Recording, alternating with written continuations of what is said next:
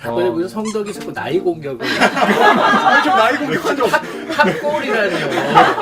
기분이 나빠. 기분이 나빠. 앉아서 책이 등장했을 때 난리가 났었죠. 신이시여, 진정 제가 이 글을 썼나이까. 보면 아인슈타인이 어떻게 이렇게 천재였어? 뇌에 영향이 풍부했어. 그런 거예요. 제4차 산업혁명이 이렇게 말로만 선언적 의미로만 사용되다가 진짜 한 5년은 앞당겨진 것 같거든요. 충분히 가능한 일인 것처럼 보여요. 이제는 이터널 선샤인 이런 게 충분히 가능할 수도 있는. 낭만서점 플러스 시작합니다. 안녕하세요. 낭만서점 진행하고 있는 문학평론 쓰고 있는 허입니다. 안녕하세요. 영화평론가 허나몽입니다. 반갑습니다. 제 옆에는 과학 콘서트 최근에 증보증판이죠. 최근에 출간하신 정재승 박사님 나와 계십니다. 네, 안녕하세요. 안녕하십니까, 정재승입니다. 통상 학기 중에는 과학자로 살고 있어서 그 학생들 외에 다른 사람들을 볼 일이 많지 않은데 이제 방학이 시작됐고 과학 콘서트가 출간 20년이 되면서 개정 증보판을 내서 이제 작가로 오늘은 이 자리에 앉아서 이 낭만 서점의 청취자, 시청자분들 뵙게 됐네요. 굉장히 반갑습니다. 네.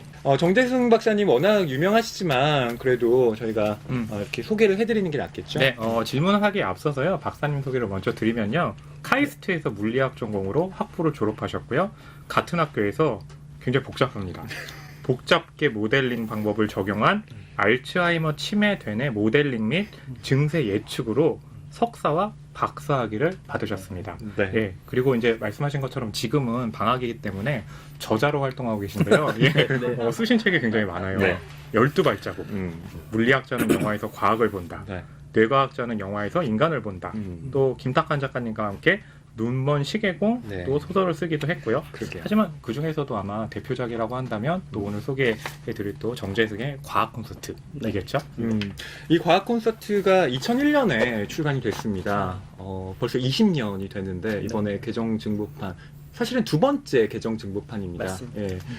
제가 이 책을 읽은 게요 고등학생 때입니다. 사실 고등학생 때 이런 재밌는 책이 있었구나 하고 그 저자를 지금 만나 뵙게 되는 이 체험이 굉장히 낯설고 또 신기하고 그렇습니다. 이 책을 통해서 지금 이 자리에 있을 수 있었다. 그 말씀이신가요? 그리고 이 책이 좀 박사님께도 남다를 것 같은데요. 네, 책이 등장했을 때 난리가 났었죠. 그 난리 중에 한 사람이죠. 고등학생부터 대학생 다 온 국민이 읽는 책이 맞아요. 됐었죠. 네. 이런 캐릭터시구나. 굉장히 좀 진지하신 분이라고 생각했는데. 네. 저도 사실은 그때 어렸고, 그래서 이제 제가 29살 때 쓴 책인데, 그러다 보니 지금처럼 디지털 시대가 아니었잖아요. 뭐 인터넷 서점에서 책을 구입하는 게 대부분인 이런 상황이 아니어서, 주말에 취미 삼아서 이제 교보문고에 가서 제 책이 쌓여있는 매대의 근처를 배회하면서 사람들이 제 책을 어떻게 보는지, 막 이렇게 함부로 놓고 가면 가서 이렇게 제가 잘 놓기도 하고, 그러면서 독자들의 반응도 보고 엽서 같은 거 오면 열심히 답해주고, 이렇게 책을 쓰고 독자를 만난다는 게 얼마나 즐거운 일인가를 저한테 체험하게 해준 책이고요. 사실 처음 초판 그 20년 전에 나온 책 보니까 되게 얇았더라고요.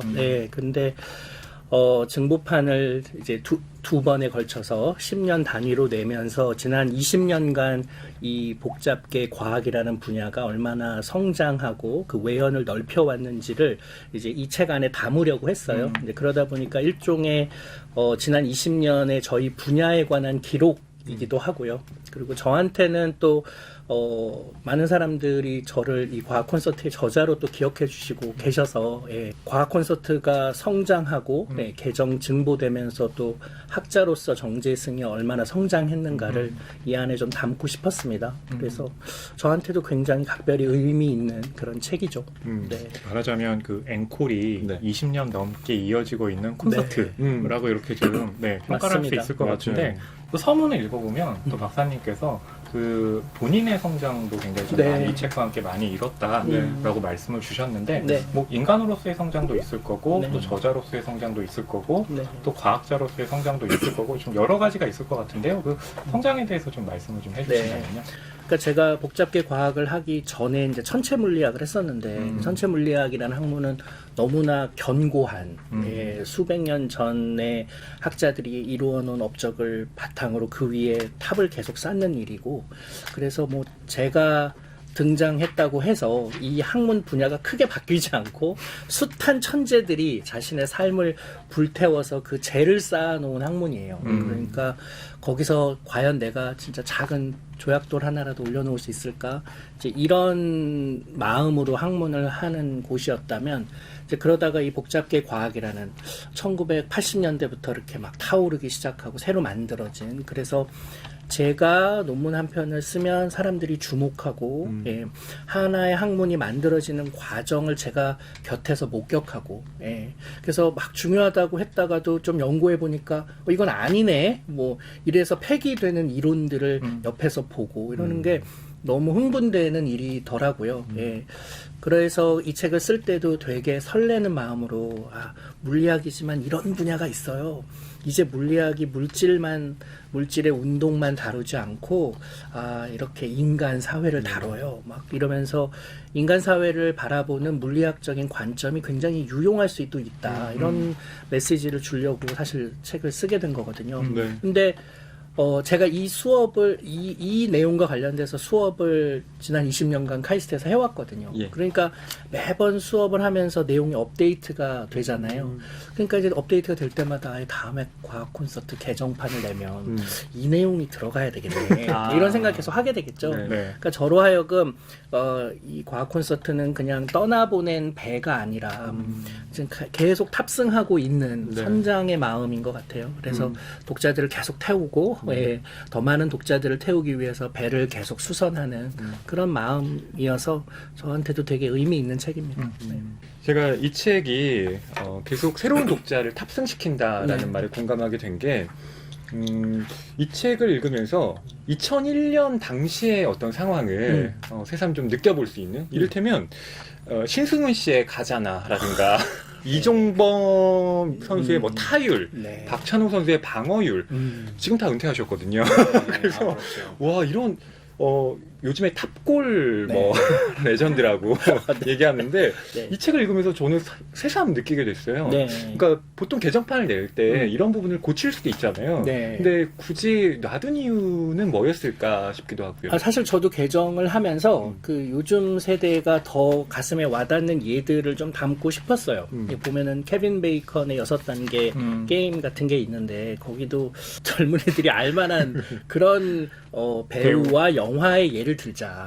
줄리아 로버츠, 덴젤 워싱턴 이런 잘 모른다 사람들이 톰 행크스 모르잖아요. 그래서 그런 걸 했는데 이 책이 자꾸 교과서에 실리네요. 박사님 말씀하실 때마다 그러게요. 그래서 틈새 공략을 이 원저가 갖고 있는 이 나름의 역사성을 건드리지 않고 그래서 그러면은 좀 부족하더라도 되게 올드한 내용들도 그 안에 담겨 있더라도 그거는 놔두고 대신 커튼콜 같은 형식으로 증보를 해서 부족함을 메우자 그렇게 됐죠.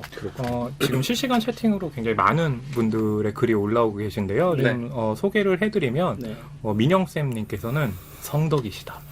라고 이제 말씀을 주셨거든요. 그러니까 이제 허위평론가님 책을 고등학교 때 읽었는데 과학 콘서트 직접 이렇게 만나게 되신 거에 대해서 이제 반응을 주셨고요. 무슨 성덕이 자꾸 나이 공격을 좀 나이 공격한 적 탑골이라니요. 케빈 베이컨 얘기할 때도 제일 크게 웃으셨어요. 그러니까요. 기분이 나빠. 박사님. 죄송해요. 이거 유튜브 감성 제대로 지금. 그리고 최영경님께서는 저자와 함께 성장하는 책 너무 뭉클하네요. 라고 또 말씀을 주셨고요. 계속해서 이제 글 남겨주시고 질문 남겨주시면 저희가 또 이어가면서 이야기해드리도록 하고요. 반갑습니다. 그 사전에요. 저희가 독자분들께 정재승 박사님께 궁금한 점들을 좀 미리 받아봤어요. 대충 내용들이 이렇습니다. 인공지능이 가져올 미래와 또 인간의 역할에 대해서 또 포스트 코로나에 대해서 어떻게 우리가 좀 준비를 해야 될까? 또 과학 공부를 어떻게 하면 좋을까? 또 정재승 박사님이 워낙 뭐 문학이라든가 영화 같은 그러니까 다른 학문 분야와 연결된 부분에서 여러 네. 또 책들을 내셨잖아요. 네. 그런 점에서 과학과 그 타학문과의 교류와 융합을 어떻게 하면 좋을까? 뭐 이런 질문들도 있었습니다. 그러니까 과학에 대한 관심들이 꽤 많고 네. 그것이 이제 또 정재승 박사님이기 때문에 네. 이렇게 질문이 나오지 않을까 하는데요. 네. 이 중에서 일단 포스트 코로나에 대한 네. 얘기를 좀 해주시면 네. 어떨까요? 모든 것을 다 오프라인의 삶을 멈추고 예, 온라인으로 다 생활을 해본 경험을 전 인류가 강제적으로 몇 달간 당했잖아요.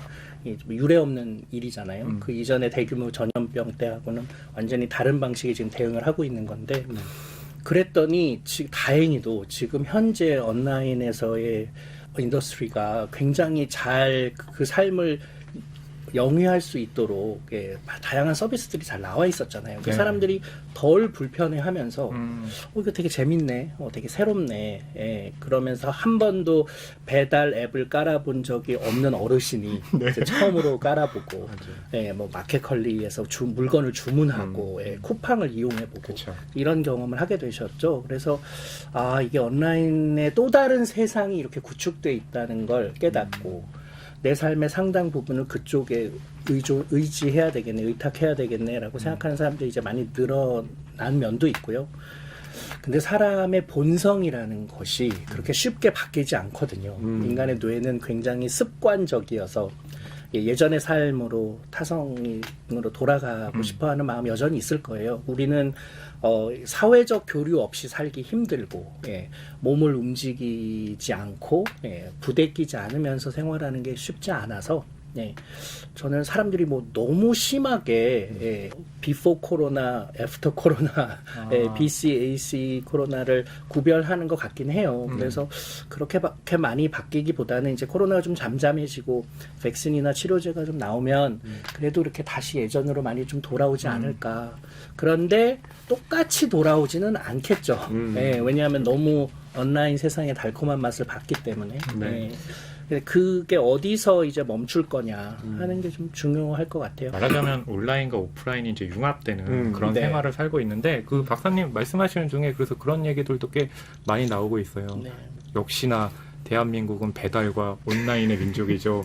네, 라고 하는 글도 있고 질문이 올라왔는데요. 요새 진로에 대한 고민을 많이 하고 있다고. 네. 코로나로 인해서 인공지능 발달, 4차 산업혁명 이런 것들에 대해서 생각을 하고 있는데 그 때문에 좀 진로를 결정하기가 어렵다고 하시면서 네. 거기에 대해서 좀 이야기를 좀 해주실 수 있으시냐고 네. 예, 이렇게 네모네모님께서 네. 예, 질문을 올려주셨습니다. 코로나 전국 때문에 제4차 산업혁명이 이렇게 말로만 선언적 의미로만 사용되다가 진짜 한 5년은 앞당겨진 것 같거든요.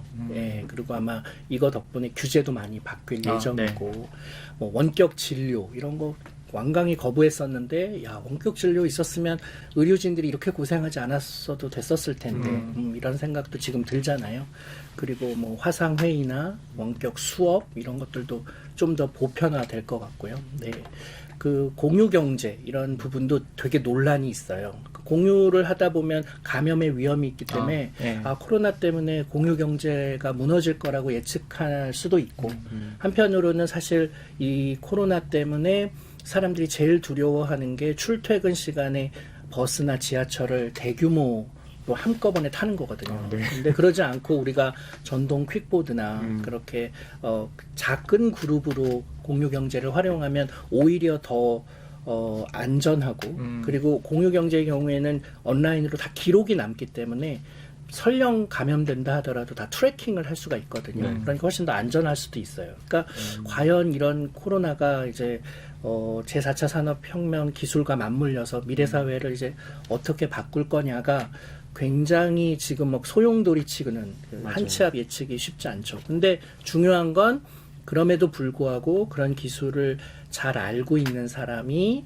사람들이 진짜로 필요한 게 뭔지 그 속마음을 잘 이해해서 그걸 적용하는 일자리는 앞으로도 계속 나올 예정이고 우리 사회가 절실히 요구하는 인재잖아요. 그러니까 그런 역할들을 내가 뭘 해볼 수 있을까 이런 거 고민해 보시면 되게 좋을 것 같고 그다음에 설령 기술을 잘 모르더라도 인공지능이 제 아무리 이렇게 발달해도 점점 이 사회성에 대한 욕구는 예. 이 결핍된 시대에 더 강하게 발현될 거거든요. 예, 그러면 인공지능이 못하는 우리 인간이 되게 지금은 아직은 훨씬 잘하는 예, 그런 방식의 새로운 가치는 뭘까? 이걸 고민해 보시면 또 그쪽으로도 많은 그 기회들이 있을 것 같습니다. 네. 근데 여기 하나 또 질문 올라오셨는데요. 네. 청미현님께서는 그 네. 뇌과학과 체육 건강이 융합된 그런 도서에 대한 좀 욕구가 있으시다고 네. 해서 뇌과학과 체육 예, 체육 건강. 관련해가지고 예, 아마 그런 그것도 류의 책도 너무 연관이 있겠죠. 많죠. 예, 뭐 운동하시는 뇌 뭐 포함하여 운동하는 뇌에 관한 책들 되게 많은데 그 실제로 최근 한 20년간 뇌과학 분야에서 가장 놀라운 발견 중에 하나가 그 예전에는 신경세포가 아주 어린 나이 한두 살 때까지 쫙 만들어진 다음에 더 이상 새로 안 만들어진다고 믿었어요. 네. 예, 그리고 굉장히 죽는 세포들은 많아도 새로 만들어지는 세포가 없어서 어렸을 때 영재 교육이 중요하다 뭐 이런 얘기들을 네.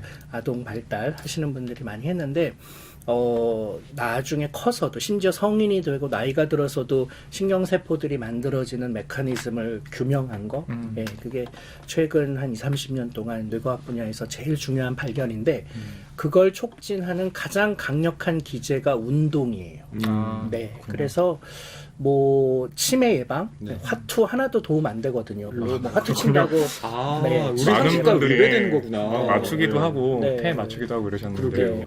화투 많이 치면 화투 잘 치는 치매 환자가 돼요. 네, 그러니까 별로 이렇게 도움 안 되는데 근데 운동은 확실히 굉장히 많이 도움되거든요. 그래서 30분 이상 걷기 예, 그런 거 하시면 너무 좋죠. 이분께는 그 책을 좀 권해드립니다. 이 과학 콘서트를 펼쳐보면 정말 콘서트에 맞는 형식으로 되어 있어요. 네. 1악장부터 4악장까지 그리고 그 악장마다 매우 빠르고 경쾌하게라든가 느리게라든가 이런 템포에 대한 얘기도 나와 네. 있습니다. 혹시 박사님은 이렇게 개정판 내실 때마다 이제 본인의 책을 좀 되돌아보게 되잖아요. 근데 이 챕터는 진짜 내가 읽어봐도 지금도 재밌다, 잘 썼다라고 생각하시는 좀 그런 장이 있나요? 아니 근데 되게 놀랍게도 네. 예, 놀랍게도 다 잘 썼다 이렇게 왠지 그렇게 되는 것 같은데. 개정판을 내면서 뭔가 이제 수정을 좀 많이 해보려고 하는데 정말 어떤 단어도 넣을 것도 뺄 것도 없는 네. 캬하 신이시여 진정 제가 이 글을 썼나이까. 사실 그렇잖아요. 사실 제가 썼지만 제가 계속 읽는 게 아니잖아요. 그러니까 10년마다 한 번씩 읽거든요. 개정판 때. 그러실 것 같아요. 네, 그럼 되게 낯설잖아요. 그래서 이제 10년이 지나서 이번 개정판 낼 때 좀 보니까 잘 썼네. 많이 팔린 이유가 있었네. 이거구나. 누가 썼어? 이런 생각이 정말 들더라고요. 네, 그래서 특별히 어느 챕터가 더 애정이 가고 뭐 그런 건 아닌데 근데 그런 생각은 있어요. 그 사실 처음 쓸 때는 그 복잡계 과학 얘기로만 이야기가 이제 구성이 돼 있었는데 이제 출판사 사장님께서 이게 과학 콘서트라는 이름을 던져주시고 그래서 제 전체적인 내용을 정말 그 4개의 부로 악장의 형식으로 나누고 그 템포에 맞춰서 리듬감을 달리하면서 사실은 이 글을 썼거든요. 그래서 그걸 조정하는 과정들이 좀 있었고 그 과정에서 몇 개의 챕터가 들어갔어요.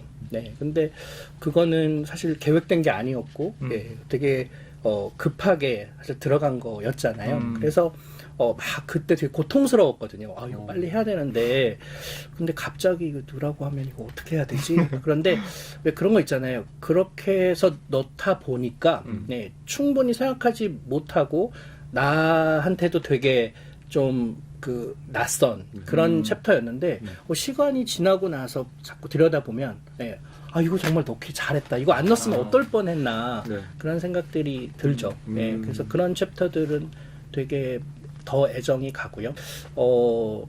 그런 류의 접근들을 통해서 우리가 그냥 흔히 생각하는 그냥 일상적이어서 넘어가는 내용들도 과학의 눈으로 들여다보면 이런 재미가 있네. 네. 이런 거 좀 알려주는 그런 챕터라서 좋아합니다. 저희가 오늘 이제 박사님을 모신 건데 네. 이렇게 좀 처음에 이렇게 질문 주셨을 때 제가 봤을 때 뭐 너무 다 잘 쓴 것 같다라고 하시면서 웃으시니까 여기 이제 많은 분들이 또 이렇게 막 박사님 은근 너무 재밌네요. 미르님 이렇게 올려주시고 또 김순정님께서는 과학의 문외한인 제가 재밌게 읽을 수 있게 해주셔서 감사합니다라고 하는데 그 재밌게라는 게 또 생활에서 이렇게 좀 유머 감각이 있으시니까 책으로도 좀 나온 것이 아닌가 싶기도 하네요. 사실은 뭐 제가 잘난 척을 한다기보다는 이 책이 얼마나 부족한 책인지를 사실 누구보다도 제일 잘 아는 사람이 저죠. 예. 그런데 제가 아까 이제 29살에 썼다고 했잖아요. 예.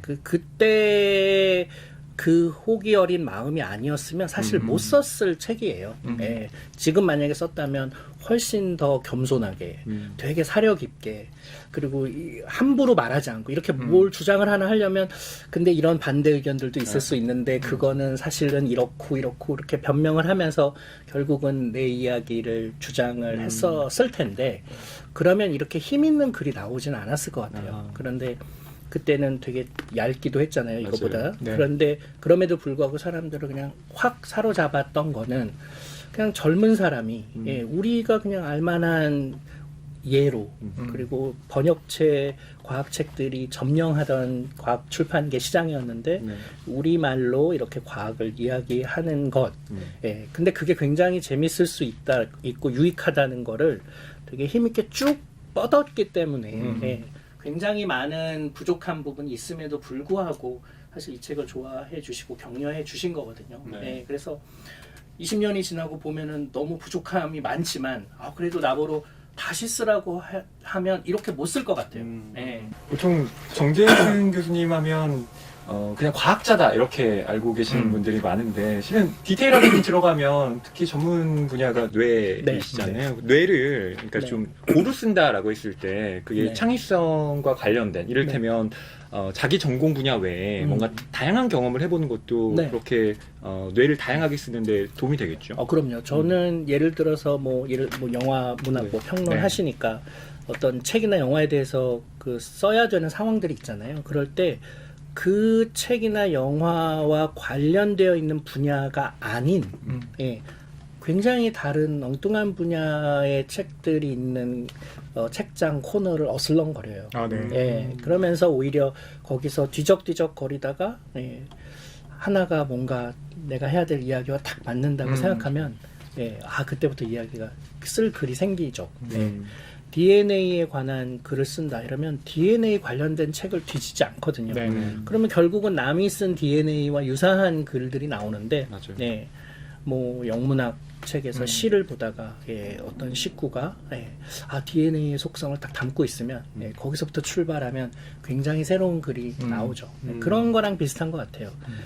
언제든지 엉뚱한 곳에서 뭔가 새로운 아이디어의 실마리를 찾는다고 성공하는 건 아니지만 여러 번 시도하고 뒤적거리고 그 노력의 시간을 거치면 결국 좋은 아이디어를 얻게 되는 그게 굉장히 다른 그런 이제 결과물을 세상에 내놓게 만드는데 도움을 주는 것 같아요. 그래서 이 책에도 소개가 되어 있듯이 어떤 경계에서 굉장히 좀 창의적인 그런 부분들이 좀 생겨난다라고 또 세상의 모든 경계에선 꽃이 핀다. 그렇죠. 그렇게 또 표현해 주시기도 하셨고 또 각 장마다 뭐 번지 점프를 하다 그 인연 관련한 또 극중의 대사가 소개되기도 하고 하면서 결국 과학이라는 것은 또 여러 가지와 함께 합해졌을 때 좋은 의미를 갖는다라는 또 소개를 해주셨고요. 또 계속해서 이제 글들이 올라오고 있어요. 여기 김희영님께서는 또 박사님께서 해주시는 이야기 때문에 굉장히 좀 유익하다, 라고 또 말씀해 주셨고요. 또 뭐 여러분께서 글을 남겨주셨는데요. 꿈이 영화관 사장님.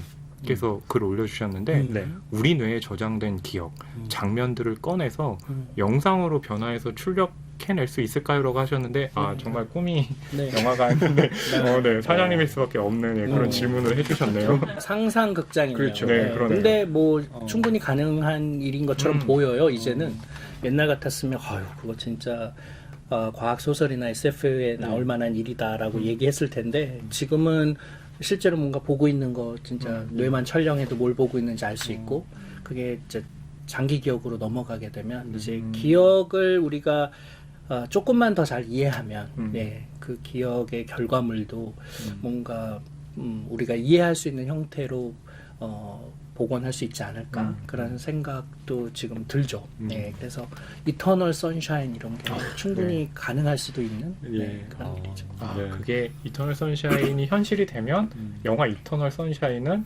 그 사이파이 픽션이라고 하기가 네, 애매해지는 네, 그럴 때도 올 수가 그렇죠. 근데 있겠네요. 뭐 미리 예측한 거니까 그럼 더없이 훌륭한 그렇죠. 사이파이죠. 네. 네. 게다가 너무 중요한 그 사랑의 본질을 담고 있으니까. 그렇죠. 예. 맞아요. 예. 그리고 박사님께서 네. 요즘 주목하고 있는 현상이 네. 궁금하다라고 질문을 남겨주신 분도 계시더라고요. 네. 아무래도 요즘 이제 우리 사회 전체가 이 차별과 혐오 이게 가장 중요한 지금 시대 화두인 것 같아요. 예, 그래서 그것이 어떤 방식으로 드러나는가가 자연스럽게 주목하지 않을래야 않을 수가 없더라고요. 맞아요. 예, 장기적인 경기 침체기가 되고 내가 뭘 잘못한 게 아닌데 내가 기회를 박탈당하고 그러면은 이제 우리가 자연스럽게 누군가 원인을 찾고 탓을 하고 싶잖아요. 네. 그러다 보면 그게 나와는 다른 집단에 또 연약한 지역으로 연약한 곳으로 시선이 돌아가고 그리고 나도 모르게 그게 차별과 혐오로 이어지는 일들이 우리 사회에서 되게 다양한 형식으로 일어나는 것 같아요.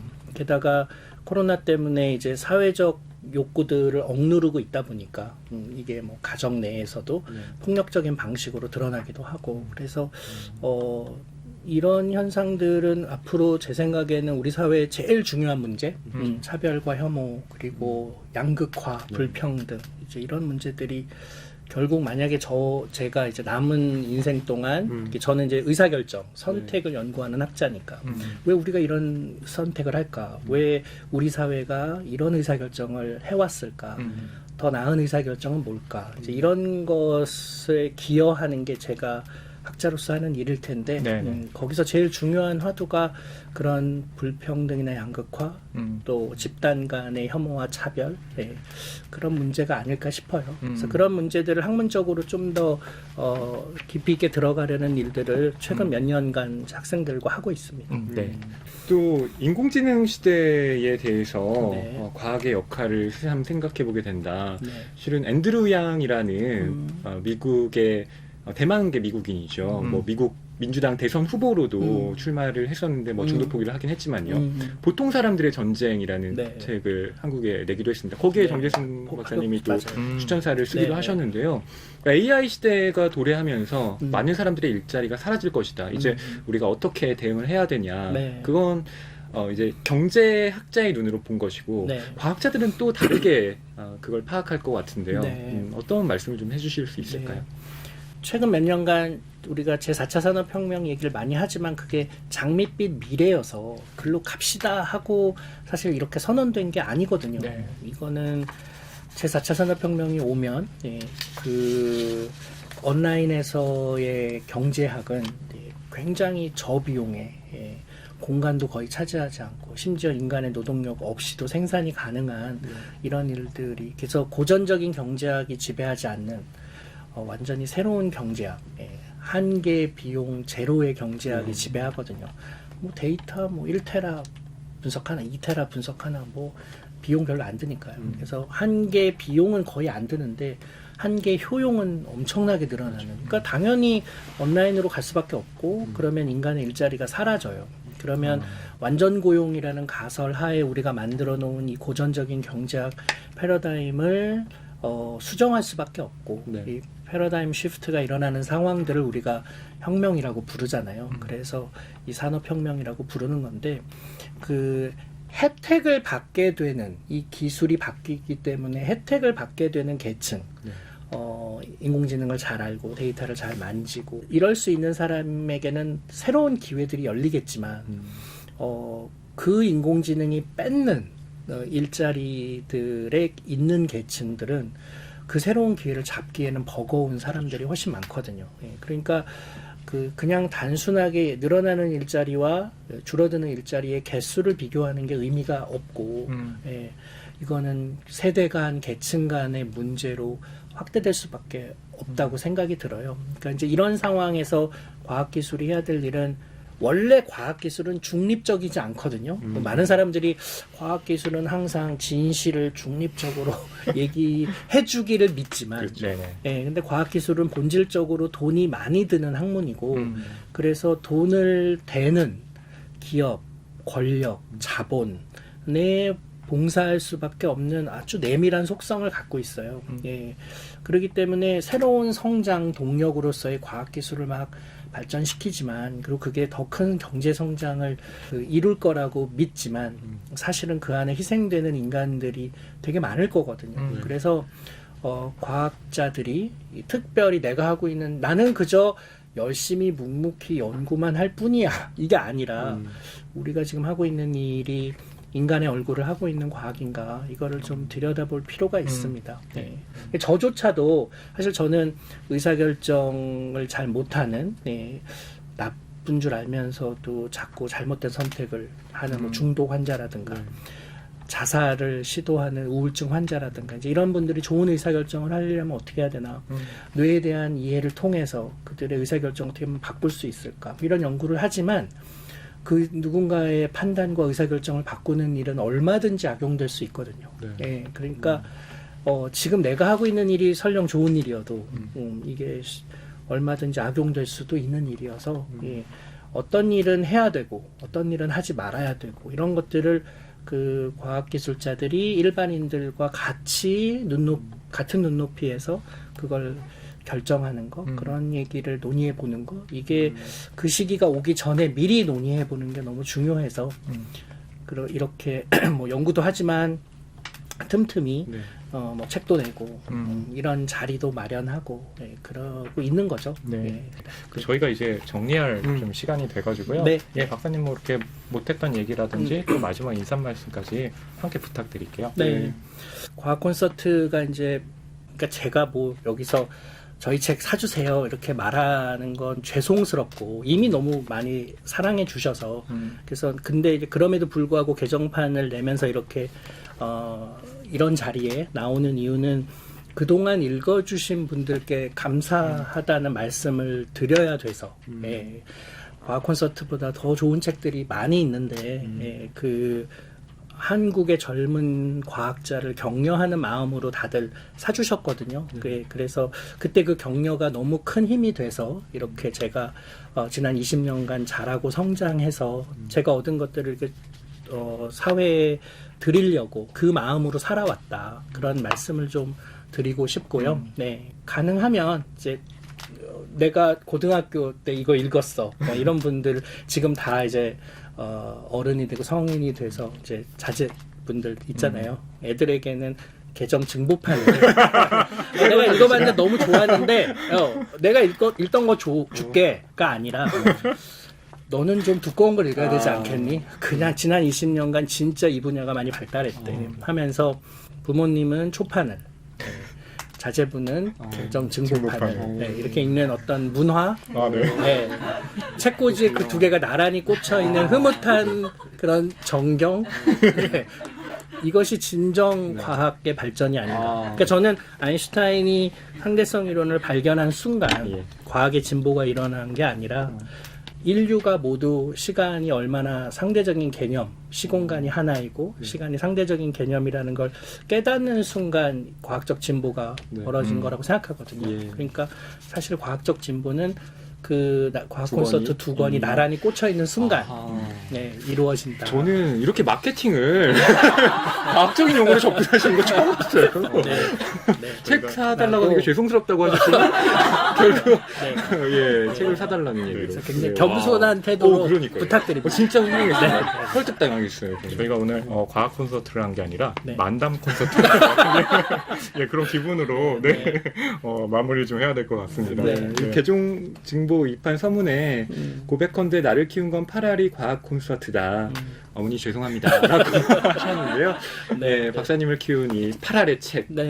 계속 키워주시겠죠, 독자님들이. 네. 그리고 저도 제가 계속 공부하고 연구하고 해서 뭐 30주년, 40주년, 50주년 기념판을 낼 수 있게 그리고 책이 점점 두꺼워지고 많은 분들이 우리 분야의 성장을 제 책을 통해서 알 수 있게 그런 노력을 게을리하지 않겠습니다. 네. 오늘 박사님께서 정말 척척 박사 생각이 들 정도로 모든 질문에 논리적이고 상세한 답변을 해주셨고요.